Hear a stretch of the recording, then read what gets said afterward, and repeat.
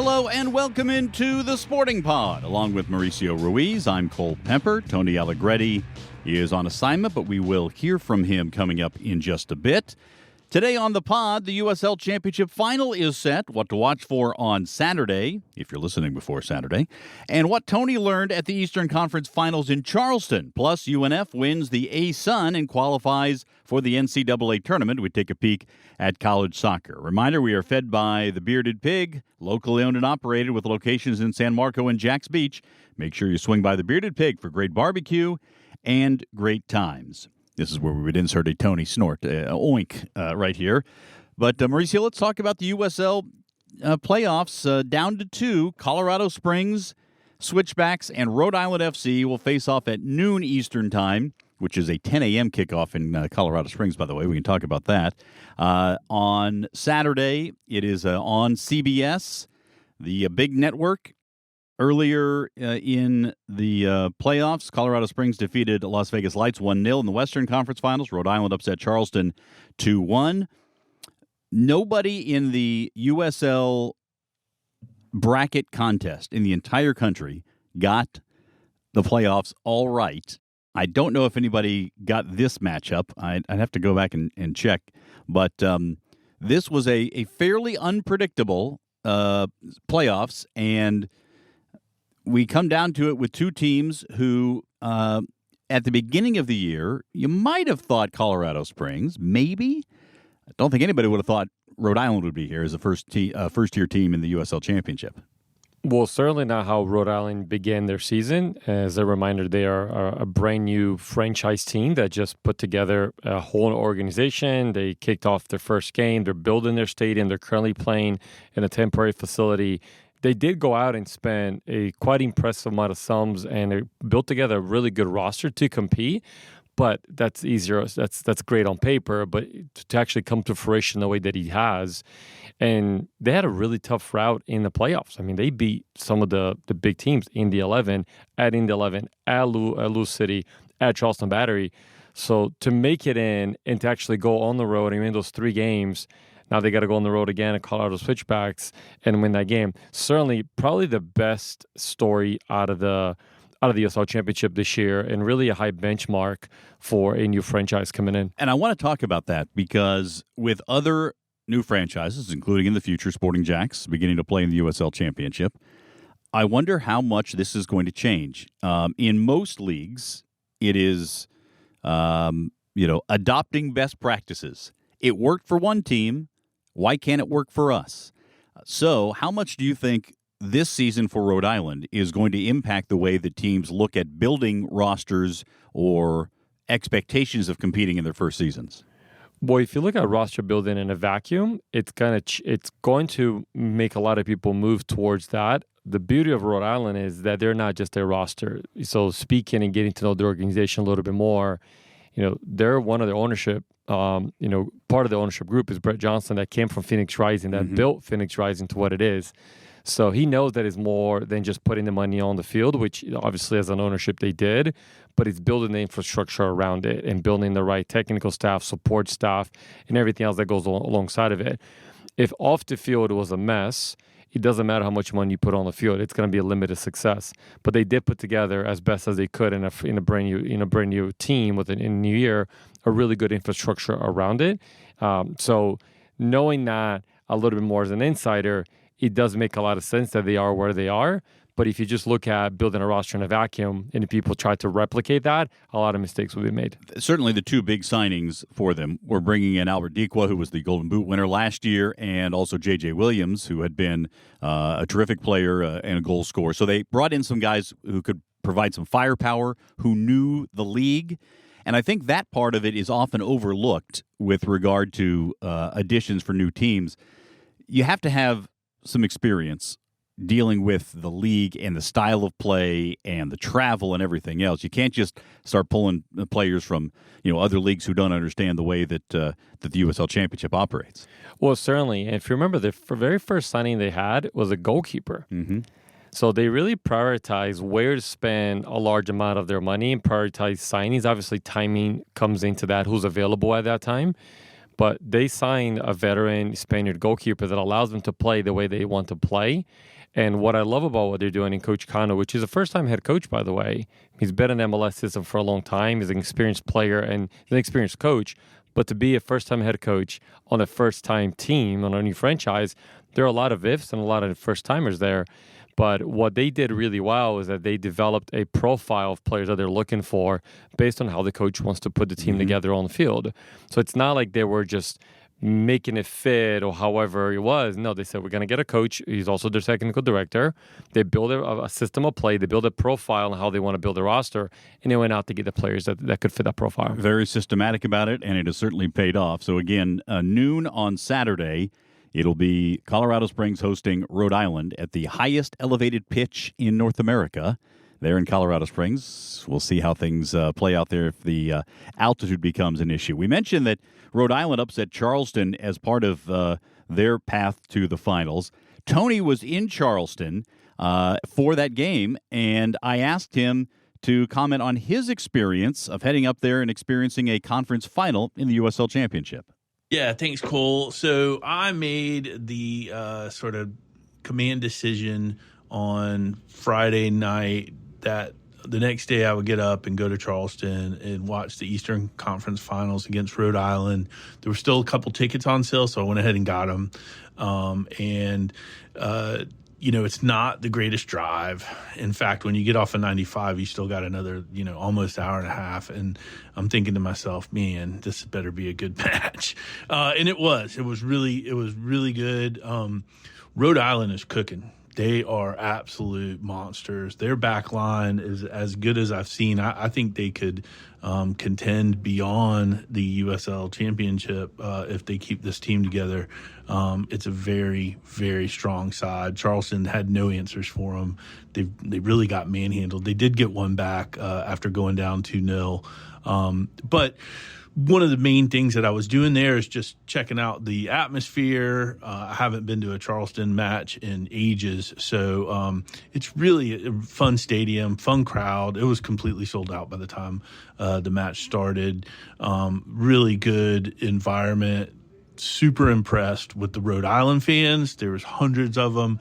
I mean, I'm not very good at guessing numbers, but I would say 200, maybe 300. They had one whole section of the stadium, but there was even on the side of the stadium that I was on, there was even some fans from Rhode Island over there. So great traveling support.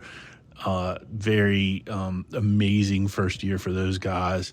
Astonishing sort of success. No doubt about it. Obviously, they'll have a chance to take it to the next level if they can win on Saturday. But I do want to get your take because, as we've talked about on this podcast so many times, we try to use this platform to give fans and those who are interested a little bit of a behind-the-scenes peek into what is happening before it happens with Sporting Jacks. What, if anything, did you take out of that experience, whether it's a game day operations thing or whether it's a stadium observation? You've been to a lot of soccer stadiums here over the last couple of years in particular. What'd you learn, and did anything make a difference in your mind that may be applied to Sporting Jacks in the future? Very interesting. So their stadium is kind of a mismatch. It's a built environment on one side with kind of these bleachers. That's the only side that has restrooms like built into the building. The rest are kind of like TPC style porta potties, all conditioned air, et cetera. The atmosphere, like on the ground as a fan, is very similar to like Phoenix. It's not a bespoke stadium like you would see in Colorado Springs or Louisville or something like that. It's more of a festival atmosphere, and that's cool. There's food trucks everywhere. The lines weren't very long considering it was a sellout. They did a really good job there. One thing that just blew my mind was they had a beer tent that was also selling Chick-fil-A sandwiches. I don't want to get anybody in trouble, but that was something that you probably won't see in too many places. So really just interesting setup. One of the things that I thought was kind of cool too is they had a one of those signs that says 4,000 miles to Hawaii and all these places, and one of them was a Hibs sign to Hibernian, which they have had a good player development partnership with, and that hit home for me because we had a really great relationship with Ron Gordon, who bought Hibernian, and his family still owns it. But Ron passed away fairly recently, and he's always going to be a special person for Sporting Jack. So that was really cool. They did a lot of the supporter section did a lot of sort of mayhem before the match, where they had the flags and the pyro and all that. So it was a really good atmosphere. Again, I think it would have been a lot louder and a lot more crazy had Rhode Island not just beat them down. I'll also say that and it may be because of the just that the stadium was not as loud. In fact, it probably wasn't even half as loud as Keyworth was this year for a mid-season game. So, shout out Detroit City. All right. Good stuff, Tony. Appreciate it. And thanks for taking a little bit of time here while you're off on really important stuff, not just podcasting. Yeah, thank you. And I'll just like to say, too, that, so I complained about the drive. It's really not super bad. But if you look at, like, our two closest derbies, the Charleston and the Tampa Bay, this is pretty close. And one day, I'm planting the seed here. One day, I'm going to organize a train ride because we can take Amtrak straight from Jacksonville to Charleston. We can have ciders on the way and leave the drive into Amtrak. And so put that in your calendar or in your Rolodex, and I'll call you back on that. You can fax it over later on, and we'll check it out. All right, Tony, thanks. Thank you. It's interesting. Everybody sort of experiences match days differently because everybody has their own individual perspective. Tony's been to a lot of different stadiums, from Wembley down to a little third division English pitch to you name it, League One spots. Everywhere he goes, I feel like he picks up some things that it's somewhat as adopting best practices, or it's an inspiration for something else. But wanted to get his sort of behind the scenes experience going up to Charleston. It's doubtful that I'll be able to take cider trains anywhere if I'm broadcasting. But I don't know if have you been to Patriots Point? I have. Yeah. Did you have a similar experience as Tony? I did. It definitely gives you the vibe of kind of the lower league football environment, that it's really unique and it's private, but it is very much like a fair weather fan base that if they're flying and they're doing really well and they're scoring, they kind of get into it. If they're not, and to his point, Rhode Island was really kind of put their foot on their neck a little bit, it takes away from the experience. They're not like a Detroit that it doesn't matter. They're going to keep supporting and cheering their team on. So it's just kind of a little bit, and it's interesting because the Battery have been really good for the last 2 years at least. But the environment itself, it's not conducive. It's a hybrid. It can be really good, but also can give the feeling of just kind of blah. Yeah, well, we'll see how it goes. They won't be playing there. They'll be playing in Colorado Springs for the final, which has its own unique atmosphere as well. Sporting Jacks on TV and radio. Mark your calendars. The Sporting Jacks Report comes to you on Sunday at noon on ABC 25 this week and next. And then after that, we'll be back on NBC 12 before Premier League coverage. And you can join us every Tuesday at 6 for the Sporting Jacks Soccer Hour on 1010 XL. Just tune in 1010 AM.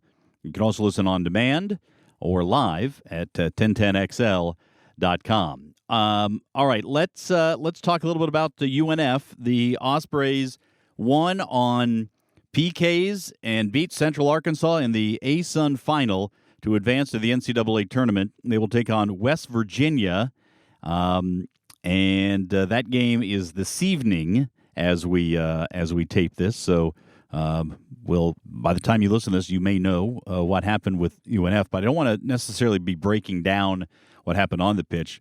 more so what has happened in the first year under Jamie Davies and how being a state school, being in the state educational system, provides some opportunities and some potential for some real growth with that UNF soccer program. Yeah, and that's a great point, and a lot that people just really don't understand and they miss if you're not in the system itself. But when you look at our state universities, specifically at the Division I level, which really outside of West Florida, they're all Division I level. But you have FIU, FAU, Florida Gulf Coast, USF, UCF, and UNF, University of North Florida, and they all have something that is similar to all of them, which is the ability to provide in-state waivers for Latin American, Caribbean, and even some exchanges with European and African countries. Where what Jamie Davis has done now, Coach Davis has done, because he was at UCF for a really long time and really successful at UCF, they were able to tap into that international market. One thing that we always talk about, and something that my time at Jackson University, I was able to educate our administration, which was new, that soccer is a world game. Mm-hmm. And while there are a lot of really good Americans playing here, domestic players, the best are going to ACC, are going to the former Pac-12, they're going to Big East and some of the bigger conferences, and now they've formulated Sun Belt, which is a really strong conference. The second best American players are going to D2s and NAIAs and D3s, which is fine. So if you want to be competitive at the D1 level, you have a market internationally to go get those players as well. Let's back it up. Why are the second best tier of American players going to NAIA, D1, D2, and D3? Because you have to compete with the D1 schools, and you're not going to compete with the D1 schools by getting that second, tier. And they're good players still, and so scholarships aren't offered to the second tier players when you have access to players all over the world. Mm-hmm. And when you bring in a player from said country, as long as they pass the academic rigors that are required, many of them do.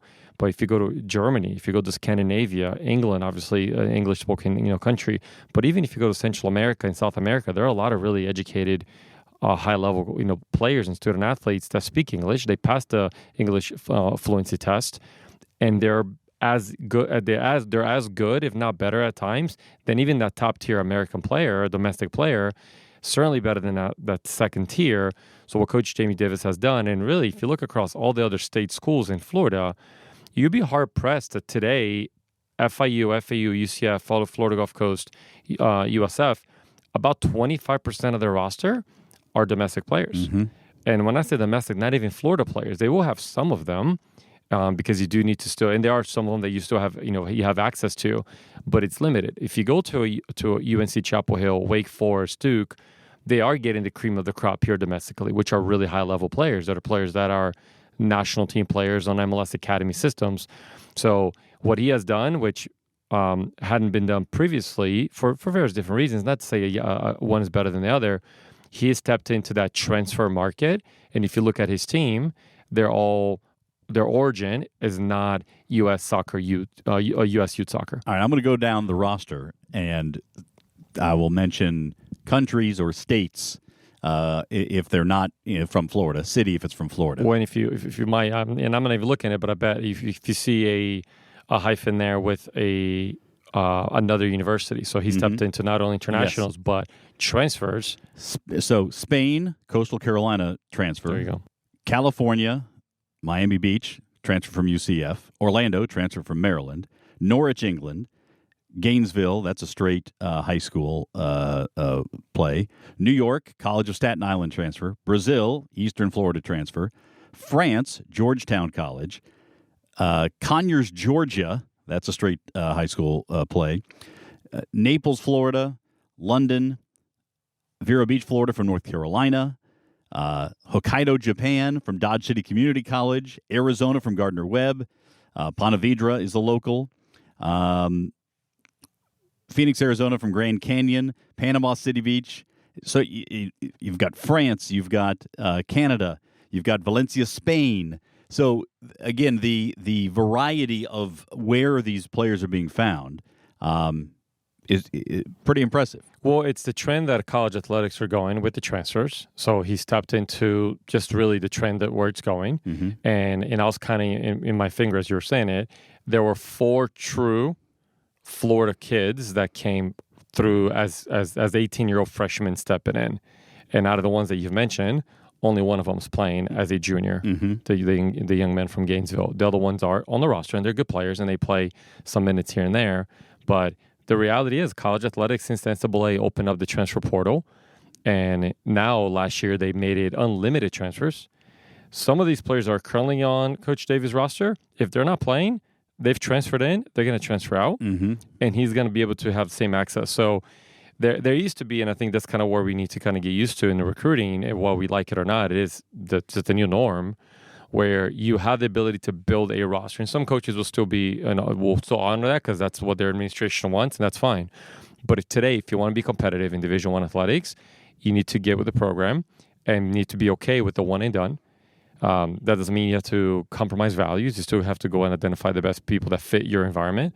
But you're not going to be able to follow their career anymore. It's going to be that one and done, transfer in, transfer out. And Coach Davis has to be careful of his own success, because if he's got some of his players that are playing at a high level that still have 1 year of eligibility and they transferred in, so let's say they played 2 years at a JUCO somewhere or at a D2, they transferred in, did really, really well here, made the most of the opportunity, but they still have a year left, potentially 2. Some of them might transfer out still. Yeah. You have to re-recruit your roster every 100%. year. I don't know why it's taken me this long to make this analogy. Maybe it's a good analogy, maybe it's not, but it popped into my head as you were talking about this. If you're a fantasy football player and you have you have a keeper league where you can keep X number of players from 1 year to the next, then you have to redraft everybody else. That's kind of what it's like. There's no guarantee that you keep any of your players, of course, but for the most part, I think most coaches feel pretty good about their core group of players knowing what's going to happen with them. Doesn't mean they don't have to keep recruiting them, keep them happy and so forth. But they know 2/3, 3/4 of the way through the season, hey, this guy who's a sophomore is going to be back with me next year. You feel like you don't have to recruit, to that position. Probably. Yeah. But maybe that's only 5 or 6 guys. When you talk about graduations and guys who are going to transfer out because they didn't get playing time, what have you, you may only have 5 or 6 guys who from 1 year to the next are going to be your core for the following season before that recruiting process happens. Yeah, and really only used to be that you knew you're going to have those tough end-of-the-year conversations with players that didn't get playing time because they, for whatever reason, weren't happy or they're not patient enough, and that happens. So you try to be preemptive about it, try to have those conversations ahead before you get shocked with it. Now it could be anybody. Mm-hmm.